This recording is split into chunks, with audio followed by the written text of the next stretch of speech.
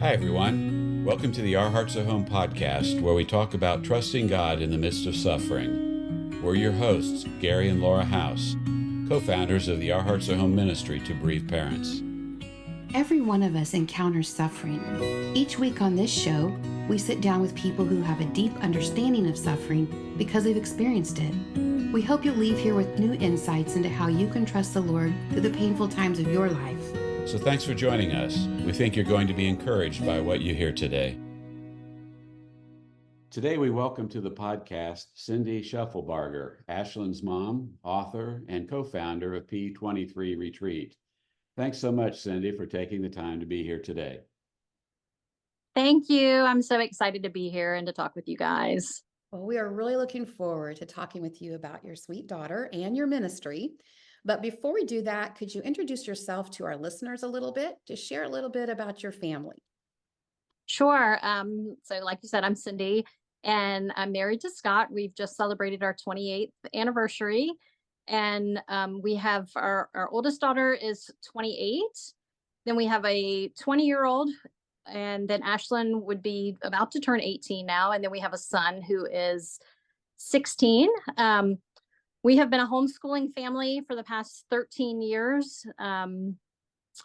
What else? Where are you guys from? Where do you live? So we are from Ashlynn, Virginia, which is a little suburb just north of Richmond. Okay. Is that the reason your daughter's name is Ashlynn? It is not. Though our daughter's name, we went to Ireland for our 10th wedding anniversary while we were pregnant with her. And we knew that she had a chromosomal abnormality at that point. The doctor still approved our travel. And Ashlynn was an Irish Gaelic name that meant dream. And then her middle name was Faith. And so we actually spell her name with two N's because my middle name was Len. So how we get the spelling of her name. Yeah, neat. Good. Let's take some time to talk about Ashlynn's story. Could you just take a few moments and share a little bit about Ashlynn and her journey? Sure. So, like I said, she's my third daughter, and we found out early on in the pregnancy that she had a chromosomal abnormality known as trisomy 18, and the doctors deliver that news essentially saying that it's incompatible with life. And specialist encouraged us to terminate the pregnancy in order to spare us a lot of pain. And fortunately, my regular doctor, my regular OB said, you know what, we are happy to continue with this pregnancy and I will support your decision in that. And so we had great support. But we were told that she likely wouldn't even be born alive. And so we obviously prayed a lot. We cried a lot. We sought support from our church, from our family.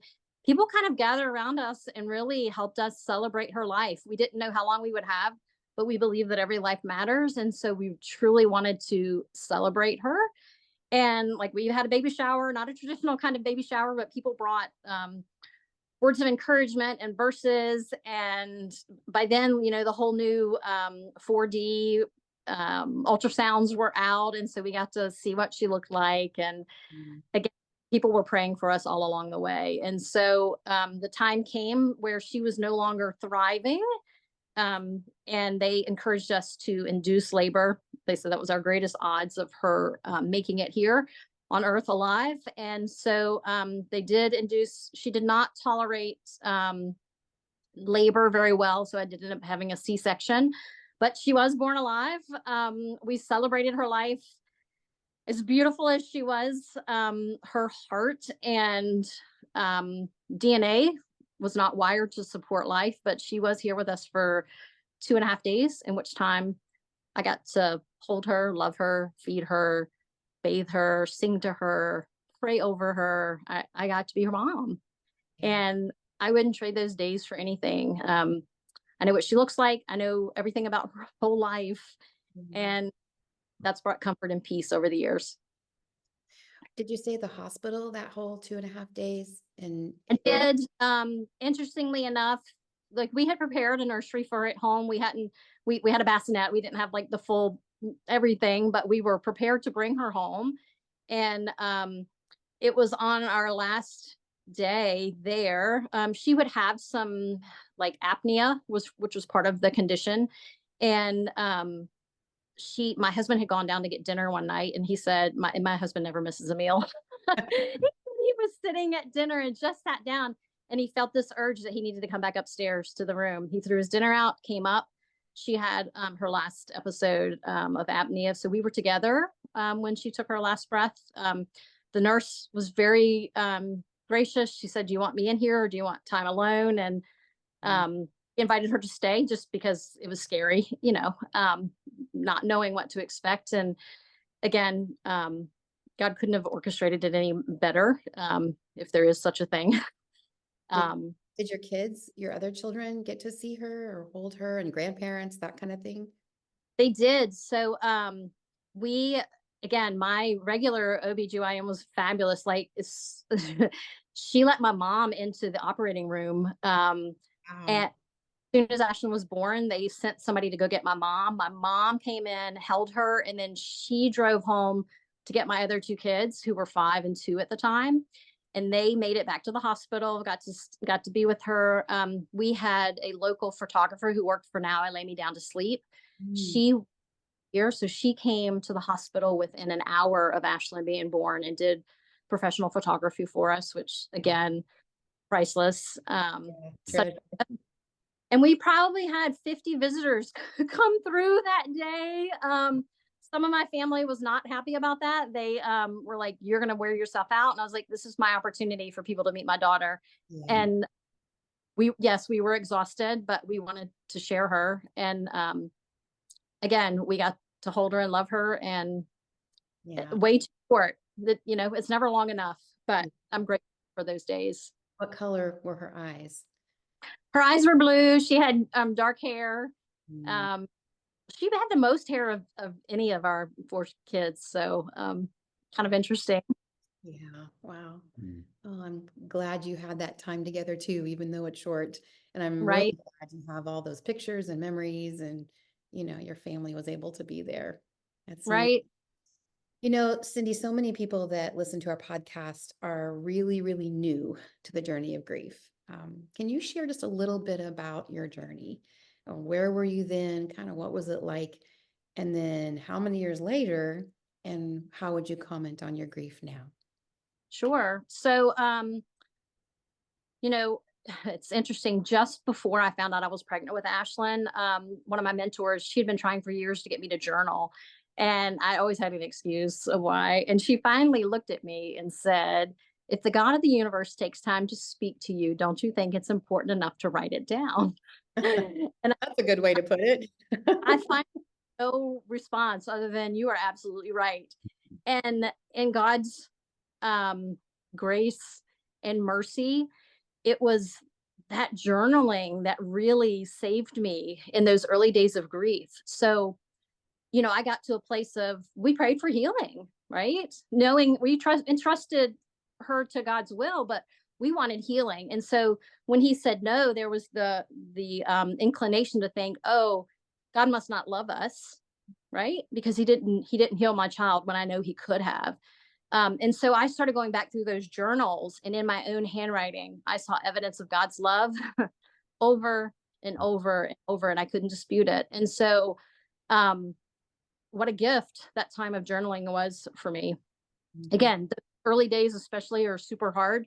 And even still in the hospital, she had died, and a friend came in, and I said, I'm not angry at God, but I can't even pray.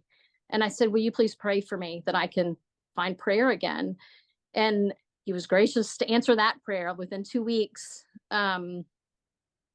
I was praying again, reading my Bible again, and finding comfort in his presence again. And it was just kind of the shock and the numbness. And I don't know why I was so shocked. All the doctors had said she was not going to make it. And yet it was still, I hadn't really prepared myself for that because I was busy celebrating her.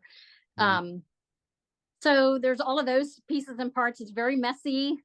Different family members have different ideas about how long grief should take and what that looks like. And so I endured the well-meaning wishes and comments to hurry along. And thankfully, someone in I guess it was about the third month, said, "Hey, go use our beach house." It was a family member. "Go use our beach house. Just take the weekend." My parents watched our other two daughters at the time, and Scott and I just got away.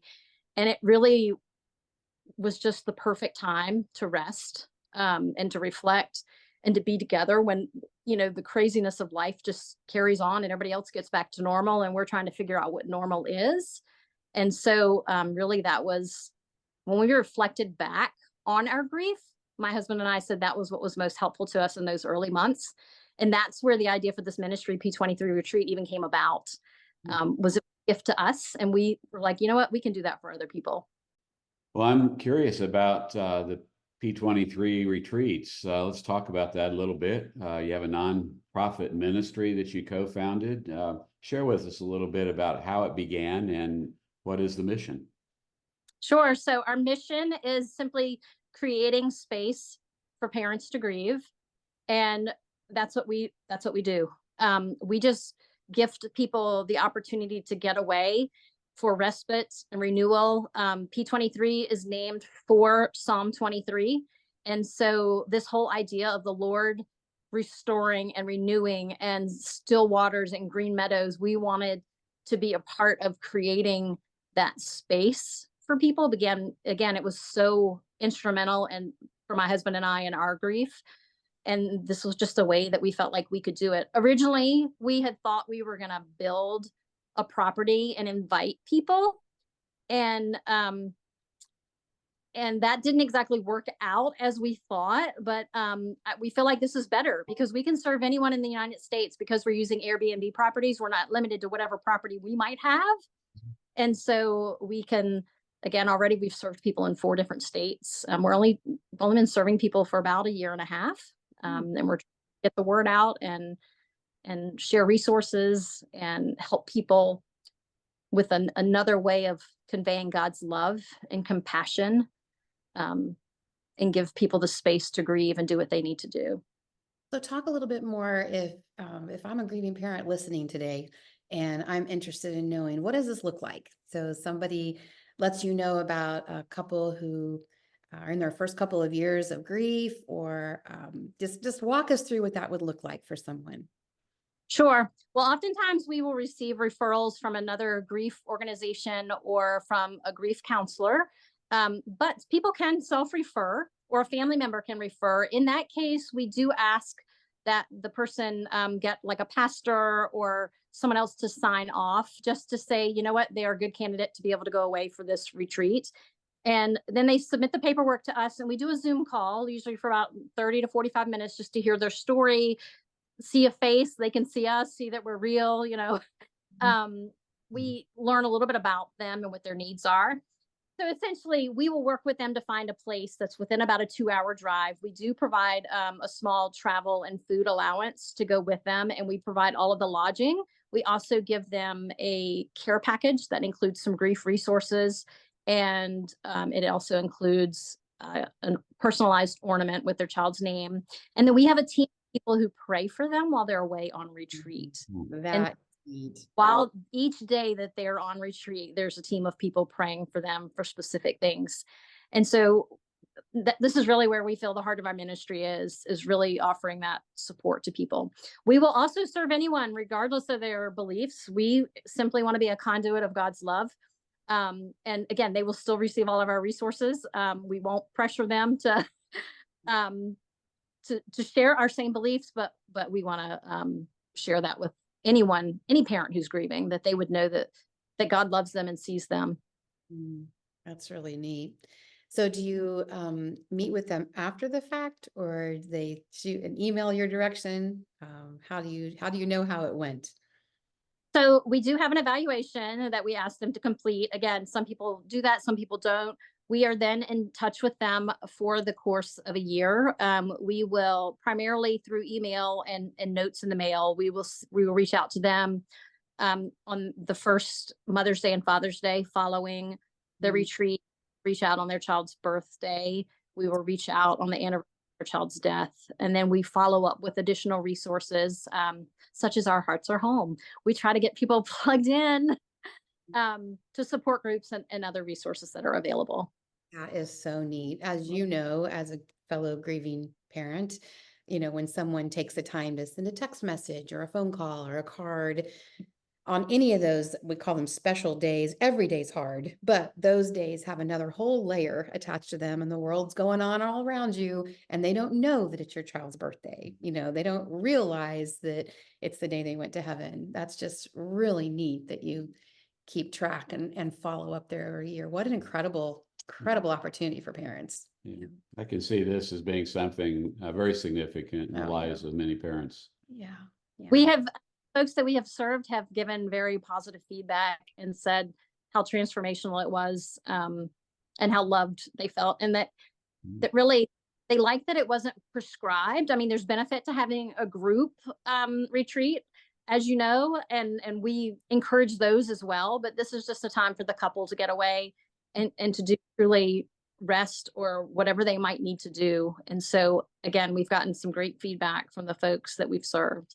Yeah. Oh, what a neat thing. And Wonderful. yeah. And I love Psalm 23. That's a favorite of ours too, that we talk about a lot. Every single line of that Psalm is meaningful. And when you look at it through the eyes of a grieving parent, it's incredible meaningful. So yeah, I love the name and the whole concept, and super excited to share this, not just with our listeners, but with our Hearts Are Home people and parents that we know of, that are going to be very, very grateful and excited to meet you.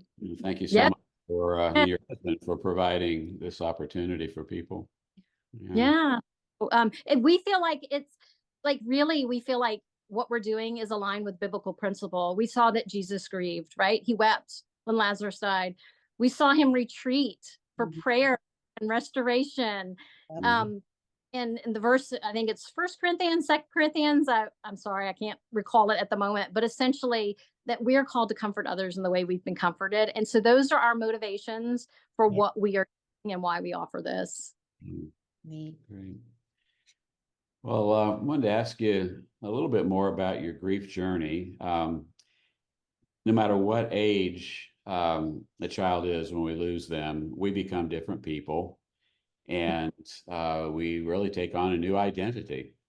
You shared a little bit about the early days of your loss, and one of the things that we recognize usually a little bit further out, especially if you journal like you've invested, is not only do we change, but our concept of God and our understanding of God changes drastically. There's something that happens within us that maybe could happen, but maybe wouldn't happen, most likely, if we had not experienced suffering at this level. Can you share a little bit how your understanding of who God is changed? Have you learned more about his character, for example, and how have you seen him hold you through your journey? I love that question. Thank you for asking. And my view of God has absolutely changed. Like, God used my daughter's life to transform mine, really. And it was through her death that I feel like I truly learned to live. And I believe I'm going to be with her again. Like, I believe we're eternal souls and we're going to be together again. And while that's hard here, that's hopeful. And so, in the early stages, I was afraid I was going to forget her because I don't have many memories of her. She was only here for 2.5 days. I mean, I was pregnant, obviously, prior to that, but really I have very limited memories. And so I was worried. And so every year, and in the early years, it was more frequently, I would say, God, show me something new about her life. Show me something I didn't already know. And maybe it wasn't a memory. Maybe he was teaching me something. But he has been faithful to do that. And so this was right around Valentine's Day, maybe the 3rd or 4th year after her birth and death. And I had been praying, God, show me something. And this came to me. And I believe that it's his encouragement, and it speaks to his character. So my daughter's life, she didn't have what it needed to sustain life. Like, her hands were twisted. Like, she was imperfect in a lot of ways. Like, if you just saw her wrapped up in a blanket, she looked absolutely perfect. But, think about your anybody's relationship with their kids, right? At some point, we're all imperfect and we become cross with their children or they become cross with us. Well, I never once had one negative thought about my daughter, Ashlynn. Sheer perfection. Like, I didn't look at her physical body. There was never, ever one negative thing about her in my mind. She was beautiful and perfect and created. And so my relationship with her was different than my relationship with my other kids. Obviously, I love them, right? As deeply as a parent can love, but there's just something a little bit different in my relationship with Ashlynn because it was never marred by sin. Mhm. And God gave me a view of how he sees us. We're imperfect in so many ways. He doesn't look at us as our imperfections. He has, because of Jesus, he has the perfect view and the perfect love for us. And again, I feel like he just gave me a little glimpse, but it was a little bit better understanding of the depths of his love and compassion for us through my daughter's life. And so I'm grateful for that. Wow, I love that. Mhm. You know, some of these thoughts, I imagine, are in my next question here in the books that you have written. So Right. could you just mention some of what you've done? And we'll put all that in the show notes so our listeners can go to Amazon and get copies. But can you share a little bit about the books you've written? Sure. Well, the first one came out of that journal that I kept for that year.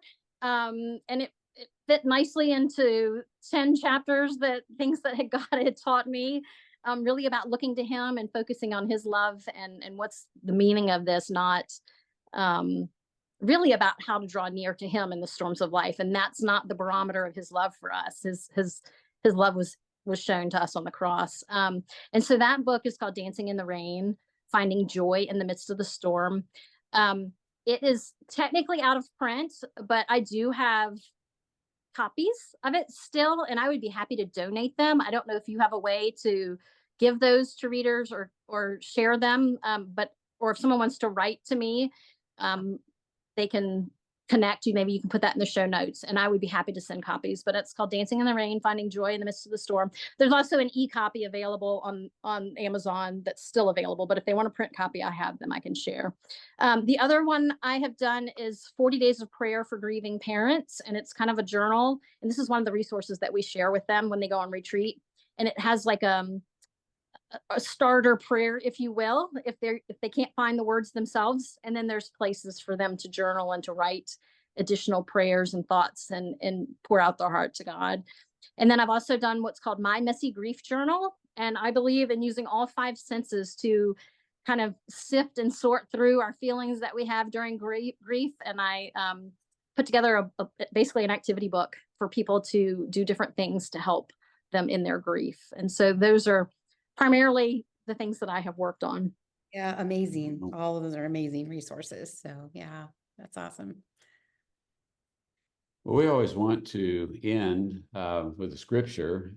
Could you share perhaps a favorite, something at least that has been particularly important throughout your own grief journey? Sure. So when I would have to say Psalm 46:10, be still and know that I am God. That verse came to me 3 different times when I just found out that Ashlynn had this chromosomal abnormality. And it came to me from 3 different sources back to back. And I was like, okay, God's speaking to me. Mhm. And it's meaningful because oftentimes we don't understand, but in that stillness, he shows up. And again, there's so many things we won't understand this side of heaven, but he has been compassionate and good and gracious. And when I can focus on that verse, trusting that he's God Almighty, he's sovereign over all, there's peace that comes, and I can rest a little more. Absolutely. Thank you so much for your time. This has been awesome. I'm really excited to share P23 Retreat with so many of the families we know. So thanks for taking time to be with us today. Thank you to both of you. The Our I'm Hearts so Are Home grateful. ministry to bereaved parents is solely funded by generous supporters like you. To partner with us to reach grieving parents with the hope found in Christ, visit ourheartsarehome.org.